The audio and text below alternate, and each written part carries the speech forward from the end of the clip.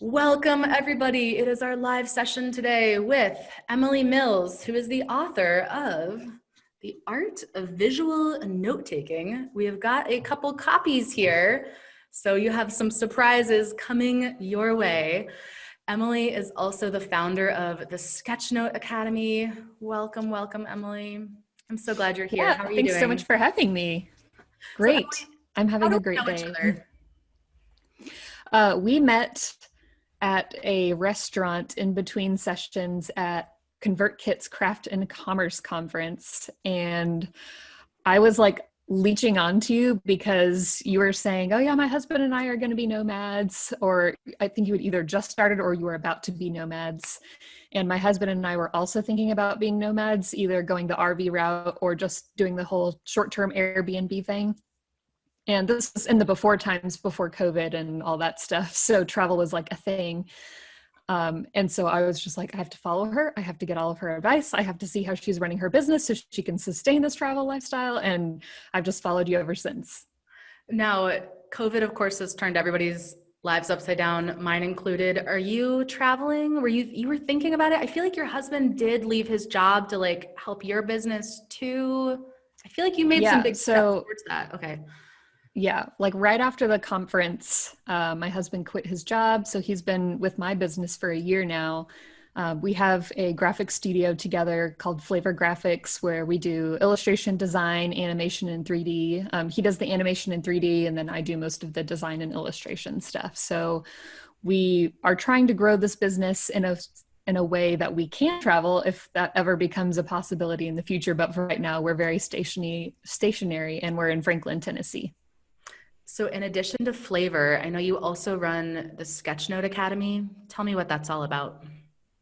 Yeah, so Sketchnote Academy is online courses to help you learn how to sketchnote and level up your sketchnoting skills. So for anyone who hasn't heard of sketchnoting, it's called many, many things, and it can be very confusing because people in our industry call each different thing something different. So visual note taking, sketchnoting, graphic recording, visual facilitation, graphic facilitation, visualization, like there's a lot of words floating out there, but they all are kind of the same thing, which means like you're writing and you're drawing at the same time. And the whole purpose behind that is so that you can remember information and it's just more engaging and interesting to look at. So Sketchnote Academy is how I teach more people how to do that, which stemmed from doing in-person workshops, but there's more people spread out all over the world and online workshops are a lot more accessible than in person.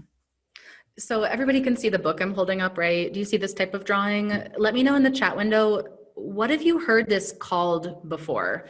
Emily mentioned a bunch of terms. I know I'd heard visual note taking. I don't think I'd heard of sketchnoting until I met you, Emily. Everybody, let me know in the chat window, what's the term that you've heard? Because there are a lot of correct terms floating out there. Michelle says, I remember travel, dot, dot, dot. I know. Oh, Diane heard of storyboarding. Christine says graphics Mm-hmm. facilitation. Kathy says graphic facilitation and visual note taking.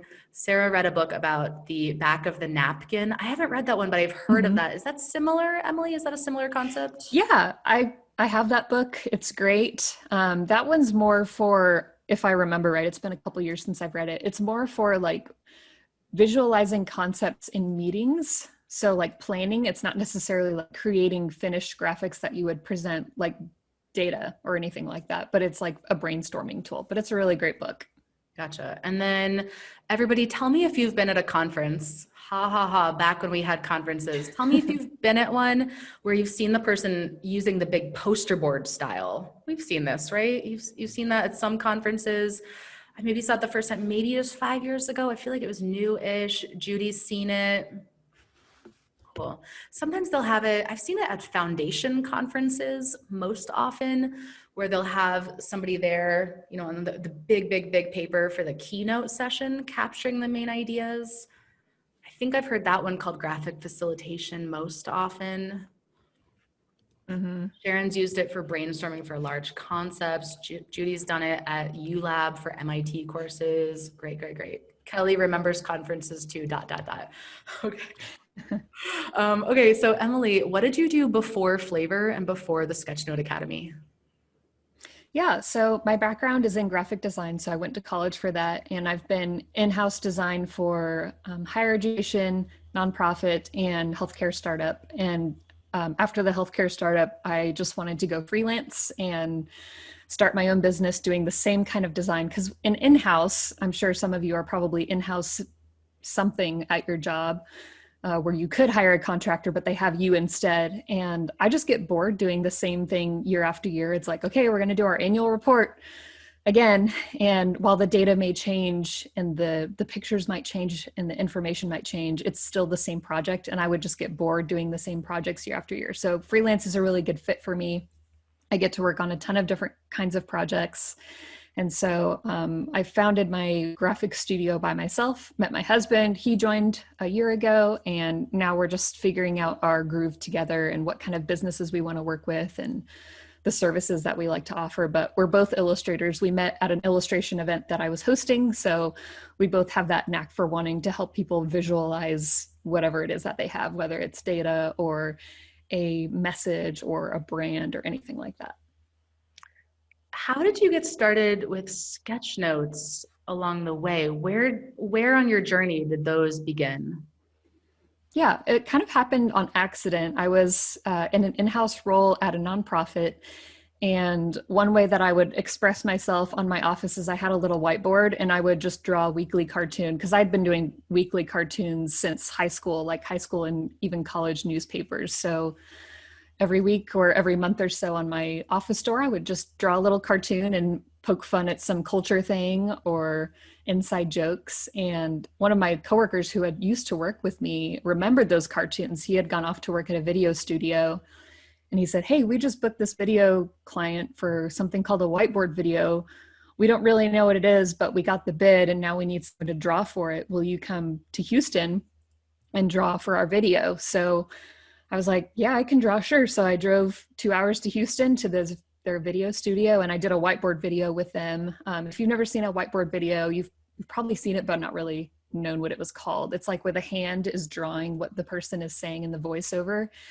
And so I did that, and I was really proud of it. And so I put it online, and like the internet, someone found it through keywords and hashtags, and they were like, "Oh, this is so cool. Have you heard of sketchnoting?" And I was like, "No, but that's pretty much the same thing." So after that, I went to a sketchnote workshop, and then I challenged myself to do sketchnoting every day for a month when I first started out, and I just started practicing regularly, and sketchnoting just became a thing after that. So one time you told me that hand-drawn art actually has more view time than stock photos, more view time than computer-generated graphics. Tell me more, because everybody in this class, we are trying to write reports for our jobs that people actually read. And like part of that process is getting people to actually look at the thing. That could be a challenge because there's just so many documents coming into people's inboxes every day. So yeah, tell me more about the view time with hand-drawn graphics. Yeah, I tried to find the study where I found it, and I cannot find the link for the life of me. So I will send that out afterwards if I find it. But I was reading through this article or the study where they were saying basically hand-drawn images stop the scroll. So if you think about your average Instagram feed, no matter what you follow, you're probably seeing mostly pictures, probably some stock footage, probably some inspirational stock photo with a quote on it or business advice. And we're used to that now. We know that photography is marketing now, and our brains are automatically like, I've seen this before. Show me something new. What's going to be interesting and new? And so there's like different levels of attention span. So photos on a platform like Instagram, where it's supposed to be photo based, we just kind of keep scrolling past photos because that's what it's for. But when you see a graphic, you're like, oh, that's different. But then when you see something even more different, like a hand-drawn cartoon or someone's artwork, you really stop, because we've got this idea of human curiosity where it's just like, wow, what is that? How did you do this? Is this real? Is this a photo? Or is this like digital? And we just keep asking questions. So hand-drawn images evoke a lot of our human curiosity. And hand-drawn images just take longer to engage with because you're asking those questions. So that's pretty much the premise behind it is hand-drawn images stop the scroll. Tell me some more cool brain science behind sketchnoting. Yeah, so drawing is what I call the human language. Drawing has been around before written language, at least that we can tell. We've got cave drawings that are thousands and thousands of years old, and they're communicating something with it. And that was before stuff like cuneiform and papyrus and the printing press. And so we've been communicating in pictures for thousands of years. And even within culture, when the Gutenberg press came out, you've got all these Bibles, and now people can read and it's more accessible and literacy is coming into play. But then now that we're in the digital age, everyone, or at least for the most part, many people can read, but now it's like normal. We're looking for something different. And so when you pair an image with words, you've got better brain retention. There are studies that prove that when you pair images with text, after about 2 to 3 days, you forget all but like 30% of just words. But then after 2 to 3 days of words and images, you'll remember about 60% of it. So you're just remembering more because that image is like the memory hook to the information. So it's not just like, okay, here's data about world hunger, and then you have a kitten image. That doesn't really work. The image has to be directly related to the words to get your brain to remember both things. So I've heard you say in the past that drawing data in particular can help you simplify the data. It can help you find the real message behind the data. That's certainly a challenge for me, even though I do this for a living. And I think for a lot of us here today, let me know in the chat window if this resonates with you. But a lot of the people here, we're inside the spreadsheets. We might have Excel open, or some other software program open, and we are in the weeds. So it's very difficult to step outside of that and say like, wait a second, time out brain. What is the bigger picture here? So tell me more about how drawing can help with that simplification process. Yeah, the real secret there is just time. So if you remember back to college or high school days, you're sitting in a lecture and you're taking notes, because back then we probably didn't have cell phones to just click the whiteboard and then never look at it again. But we're handwriting those notes, and there's studies that show that handwriting your notes helps you remember more. It's not even just drawing, it's like physically writing the letters helps you remember it. It's something like a motor skill paired with the learning and the listening. It's like more learning methods equals more retention. And so you're taking these longhand notes, you're going to miss stuff. You can't take verbatim notes when you're just writing because you're not fast enough. No one's fast enough, even me. And so because you can't write as fast, your brain and your mind is subconsciously skimming. You're like listening for those big ideas. You're thinking, okay, what's the point? Especially millennials who have grown up with technology. We're thinking, I've heard this before, get to the point, like be brief, and you're already working towards that. So if you want to get to the point of what you're doing, you can give yourself a time exercise. So at least for my drawing exercises, I'll tell people, okay, you can't draw a data point. Like if you're at a conference, say there's speaker has something on the PowerPoint slide and it's this huge pie chart with 10 different slices and all these labels. If you're trying to take visual notes, there's no way you're going to be able to capture that entire pie chart and all of those data points and what all the colors mean. But there's usually one story that you're trying to communicate with your data. It's at the end of the day, we had more profit than we had losses. And so that's that one thing that you really want to latch on to. So maybe you don't show the same pie chart and all the little things that break down, but you still try and tell the same story. So I might see that really complicated pie chart, but in my notes, I might actually just even write the sentence, we had more profits than losses. And maybe I'll just do a fake line bar where it's like losses and then profits. So you're showing the difference maybe in a different way, but you're just getting to that point a lot faster because you don't have time to extrapolate and explain. Sarah's saying in the chat, she says, I've noticed that I've done a lot less writing/note taking while working from home. I need to get back to that more. Olivia says, me too. Judy says, I agree. This is giving me reassurance, a confidence boost, Emily, because I am like old school. I'm like an old millennial, right? So I have my notebook on my desk every single day. And my business friends, my business besties, my data besties, they all make fun of me. And they're like, oh, what are you doing with your notebook? You need to use Asana. You need to use Todoist, whatever everybody's using these days, all the digital planning things to keep track of their projects. And I'm like, I really just like writing some things. I like being able to cross things out as I go. So, phew. Kathy says, am I just old? I'm constantly taking notes. Kathy, I have no idea how old you are. I think it's great. I think everything Emily's saying is like, you should keep doing that. Alice still handwrites notes. Great, great, great. Are you all writing words or are you doing pictures? Because I'm mostly doing words. That's why I wanted Emily here today. Is anybody doing like picture? I do the occasional little box on my to-do list that I get to color in when I've finished. Katie has so many words. Okay, good. So it's not just me. Great. Okay, Emily, one more question for you. So I have heard you say that drawing can help you sketch options and drafts quickly. Tell me more about that sketching process and how it helps with drafting. Yeah, so I'll kind of use graphic design as an example. So my background is in graphic design. I went to school for that. And you would think, oh, when you're just doing a logo, you go straight to the software and you start playing around with shapes and you put the type on there and you're making this logo and you just iterate by experimenting. But actually my design school taught me you don't even touch the computer until you've got 50 ideas on paper. And the reason is it's tracking your progress. So if I'm iterating on paper, I'm forced to go slow because I'm limited by how fast I can draw. And because you're iterating on paper, you can't see all those little minute changes that you might make in the software. Like, oh, I'm going to change it from light green to dark green. Oh, I don't like that. I'll just go blue. Blue's great. And then before you know it, you've made 1,000 changes that you have no record of, but you do have a record when you do it on paper. And so if you're iterating on paper, you don't have to do it great. In graphic design, they're called thumbnail sketches. And it's not really like a finished drawing. It's more like, this is the idea that I have. And it doesn't look pretty, but it gets the idea across. And so the more thumbnail sketches you can do, the more it can iterate. And those iterations will kind of show you your progress.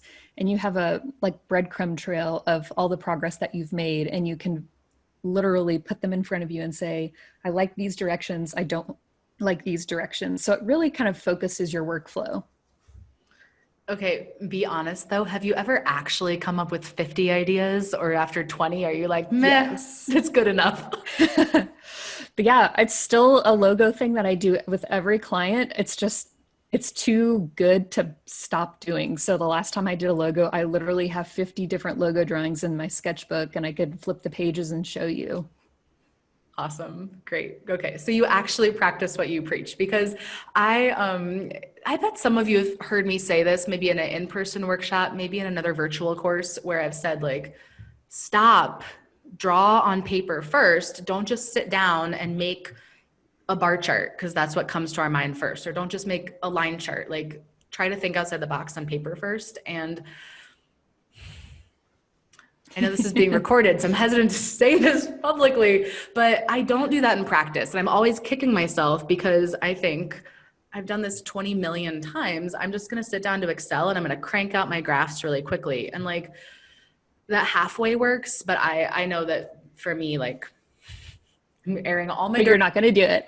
I have to stop myself and really have to get back to drafting on paper first. Yeah. I think just to jut in real quick on that, if there's an exercise that you want to do yourself is give yourself 30 seconds to draw what you're trying to communicate and then give yourself 10 and then give yourself 5 and you'll see what you're naturally drawn to. Like you're going to cut stuff as your time gets cut. So see what you're cutting and see what you're keeping. And that's kind of like what your data story is. Like that's the main point. Speaking of drawing, Michelle says, I can't draw a straight line. That's okay. Emily's got your back. That's why she's here today. Kelly says, my home office has no space for a notebook. Desk is too narrow. I know a lot of us are dealing with less than ideal home offices right now. Sarah says, I got a TV tray because that is her issue too. That is a great idea. And then Stephanie, you said, my husband does sketchnote and whiteboarding for video production. Okay. Connect with Emily. But I never heard of sketchnoting. We just called it doodling. Okay, so yet another similar name in that kind of family of terms. Nice to hear what it's actually called, learn more about what it is. It's definitely an effective way of getting ideas across and making them stick. Yes, absolutely, making them stick. Okay, so who is ready to do some sketchnoting practice with Emily? Let me know in the chat. Say, I'm ready to go. I don't know if I'm ready. I think I am. Emily, do we need materials? What do we need for this? What should we have in front of us? Yeah, if you have a pen and paper, that's great. If you have an iPad, that's fine too. I think one of my favorite things to practice with is literally just a ballpoint pen and a pad of Post-it notes. If you're intimidated by drawing, my secret is start small, because if it's small, you can throw it away and no one knows. And if it's small, you don't feel like you have to fill up this whole page.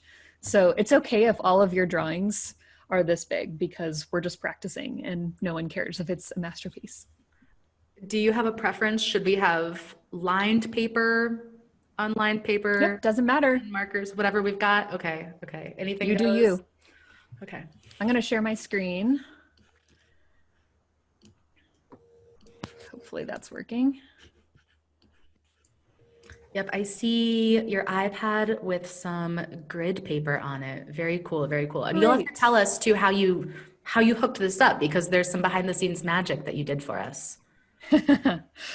All right, so for the first introduction to drawing, every single thing that has ever been drawn and will be drawn can be condensed into three things: the dot, the line, and the shape. And so if you think about anything that's drawn, if you're simplifying it to the most simple forms, it's a dot, a line, and a shape. So even a cube, it's like, okay, you've got shapes, you've got lines. If you're drawing the smallest cube in the world, it's literally just a dot. If you're drawing the biggest cube in the world, it's shapes and lines. So just go ahead on your sheets of paper, draw these three things: dots, lines, and shapes. And I know it seems silly to draw really elementary stuff, but this is kind of our foundation for the future stuff. So the cool thing about dots, lines, and shapes is you can do a lot with it. So for dots, you can create patterns by placing them in perfect symmetry. You can also use them for shading. So if I'm going to shade this round cube, I can use my dots, bunching the dots really close together to show where it's dark, and then spacing them out to show where it's light. It kind of looks like a purple orange. And then lines are the same way. You can make patterns with lines depending on how close or far apart you put them. There's like a flannel pattern. And lines can also be used to shade things. So if you want to show like a gradient, you can draw your lines together and then do really close to really far. And you can see how it's like almost solid at the bottom, but then it's getting lighter at the top. And then for shapes, the three most basic shapes, which we'll get into, are a triangle, square, or rectangle, and a circle. But shapes can be curvy, and they can be straight. They can be filled in. They can be empty. They can overlap. Shapes, back to elementary school.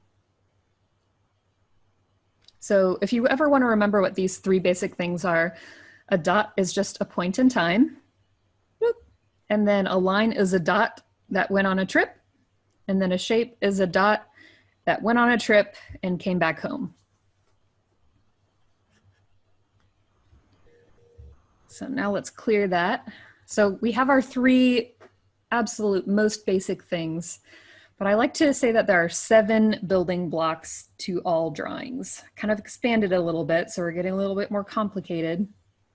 So these are the 7 building blocks of all drawings. You've got dots, straight lines, or mostly straight lines, there we go. A curvy line, crooked line, circle, square, rectangle, and a triangle. 1, 2, 3, 2, 3, 4, 5, 6, 7. And the order isn't really important. It's just that there are 7 things. So there's a couple rules with these 7 building blocks, and I think they're pretty easy to remember. Basically, you can use them in part or in whole. So you can use a circle or a half circle, or you can use 2/3 of a rectangle instead of the entire thing. And you can resize, reshape, or reposition. So your triangle doesn't always have to look like this. It can be upside down, or you can put it on its side. Your squiggly line doesn't always have to be horizontal. You could make it vertical. Or if you want your squiggly line to be more spread out, you just spread it out more. If you want it to be really tight, you can make it really tight. So you can resize, reshape, and reposition, or use them in part or in whole. So those are the seven basic building blocks. So if we can do breakout rooms again, if we've got like 5 minutes, I'd love to do the breakout rooms, and I have some homework for you. In your breakout groups, come up with a list of 5 everyday objects. And this could be really easy, like coffee cup or computer. Come up with a list of 5 objects, and then using these building blocks, these 7 building blocks, see if you can create those objects from only using the building blocks. So I'll show you an example real quick. If you wanted to draw a coffee cup, you could just draw a rectangle, which is on its side, so it's a little bit more vertical, and then 2 half circles. And now you have a coffee cup. And you could also use those swirly lines, the curvy lines, to make the steam. And you could even go even farther and use a dot and a line to get that highlight on the cup. So don't do anything too complex like a motorcycle. It's possible, but it's a little complex. So try and keep your items every day. So if you're going to draw a pen, again, we're drawing a long skinny rectangle, a triangle, and then like a squished half circle on the top, and then a line and a dot. So now you've got your pen, and it was all drawn using these 7 building blocks. So go in your breakout groups, come up with 5 everyday objects, and see if you can create them with your 7 building blocks. Okay, I'm feeling really good so far. I feel like an artist. I've got my stuff. Katie asks, can you show the 7 again? That was pretty quick for you, Emily. Yes. You can remember these, right? Tell us our 7. Yeah. We've got the dot, the straight line, the curvy line, the crooked line, the circle, the square, and the triangle. So there's the 7 building blocks again. Great. Okay, so we're drawing our 5 everyday objects. We're using your 7 building blocks.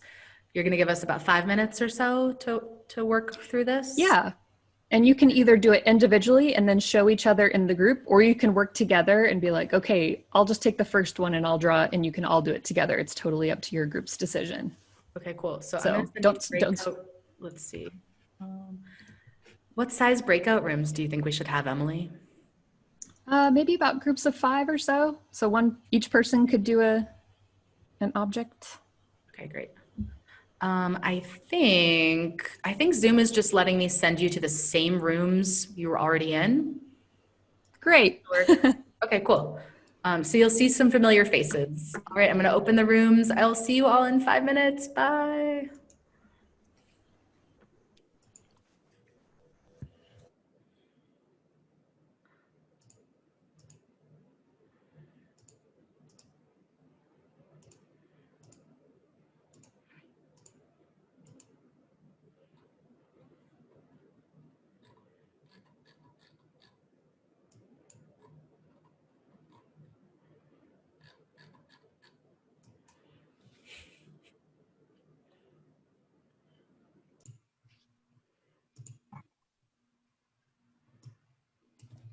Welcome back, Lala, Erwan, Jean, Sarah.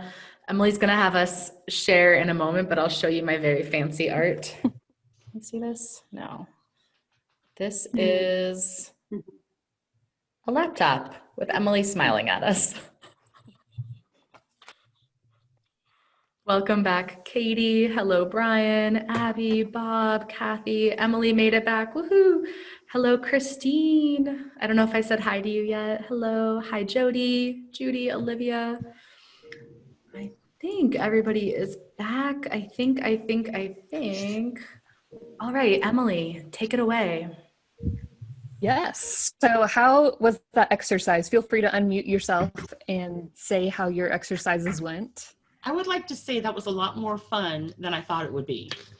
And that Good. if you spent really 30 seconds a day trying something, anything, I could see where I could get better at this. So bravo, you've done something in 10 minutes that my husband has not been able to do for 42 years. 40 years, sorry. Anybody else? I thought it was fun too. Use the chat I'm totally averse to most artistic endeavors or visual arts anyway. And so I went in with a little bit of resistance, I'm not gonna lie. And yet the 7 worked for me. And I even added some nuance to my drawing. So I was a little proud of myself.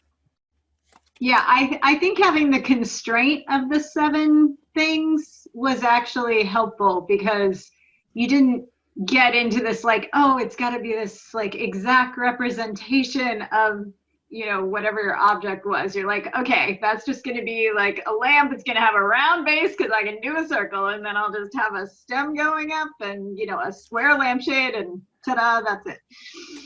Yeah. So that's a great comment that leads into kind of my next overall lesson, that if there's one thing I want you to remember from today with your drawing, it's you have to go recognizable over realistic. So we're just automatically trained to think drawing equals art, but I want you to kind of reframe it and think drawing equals communication. And in communication, you don't have to be as exact. You can tell a story 1,000 different ways and it's still kind of the same story. Like you've got 10 different Sleeping Beauty and Cinderella movies out there, but they're still the same story. So it's kind of the same with drawing.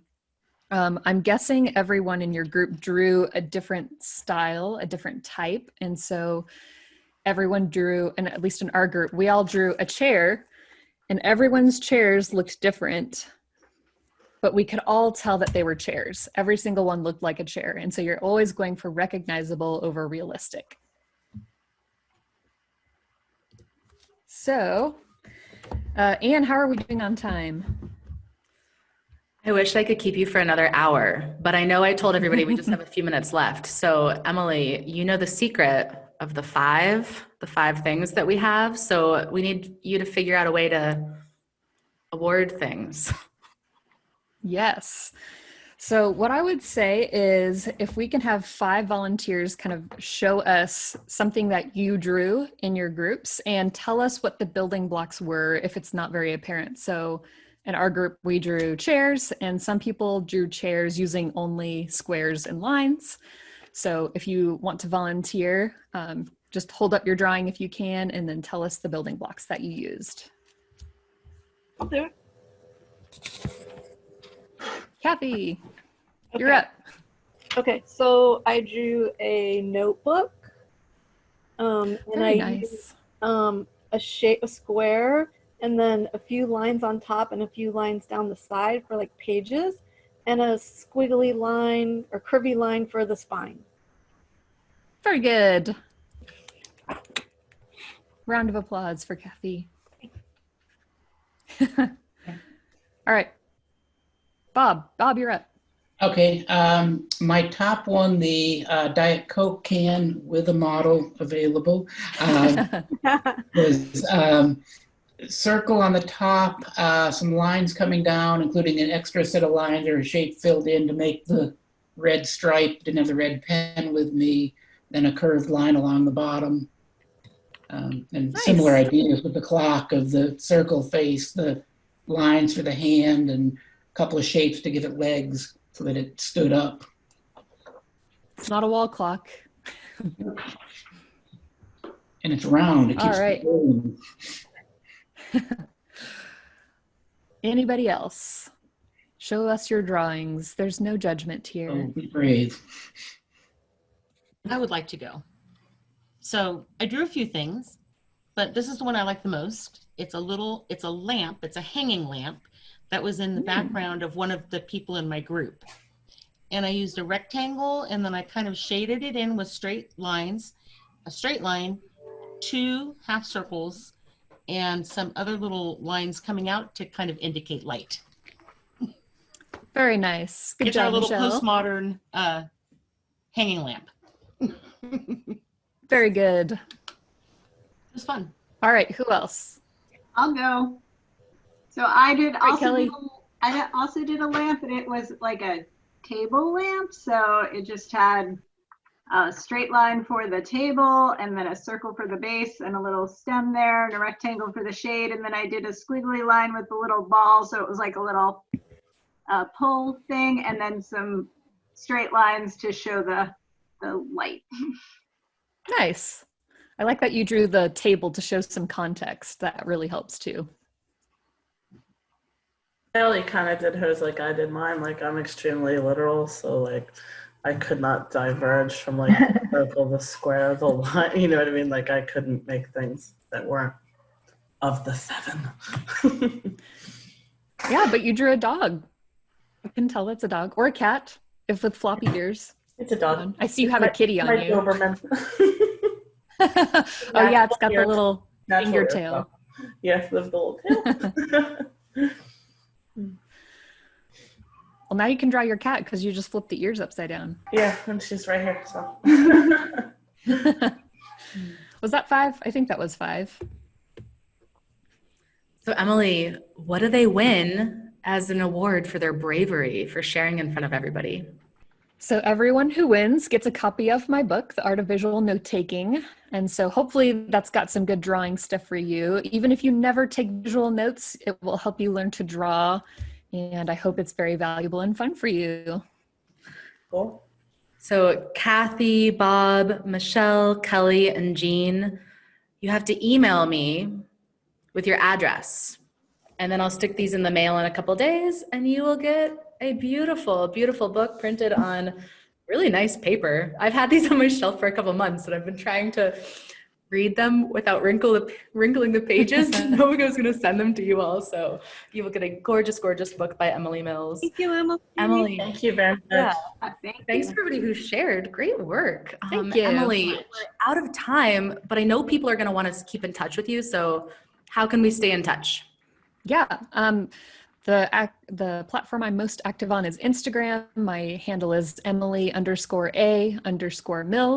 And then I have a free drawing course. It's called Beginner Sketchnote Drawing. It's just go to sketchnoteacademy.com and click on courses and you will find it. It's absolutely free. I don't ask for credit cards or anything like that.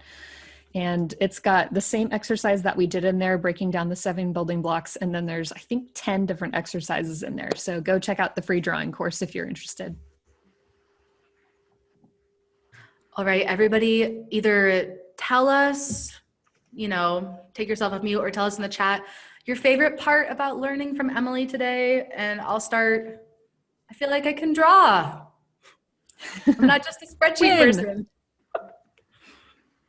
Okay, Carol says, fun session. Thank you both. Kathy says, thank you so much. Christine says, those 7 elements make it so simple. Bob says, easy but effective entry path. Yes.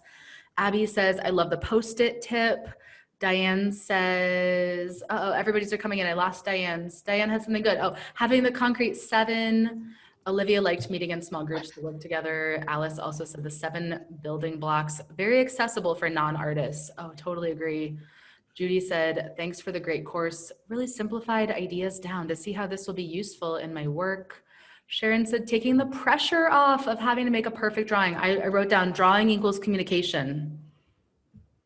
I like that. It doesn't have to be realistic. It just has to be recognizable. I love that. Kathy said recognizable over real. All right. Round of applause for Emily. Thank you so much for joining us today and for helping us think outside the box, because a lot of our reports, a lot of us were trained to just do paragraph after paragraph after paragraph. And as we start to add tables and graphs, I also am trying to encourage people, like, it's okay to have a photo. It's okay to have a drawing. It's okay to use a cartoon. So I think that this was that first step in that path towards like giving us permission and getting us started doing that. So thank you so much, Emily. Yeah, thank you so much for having me.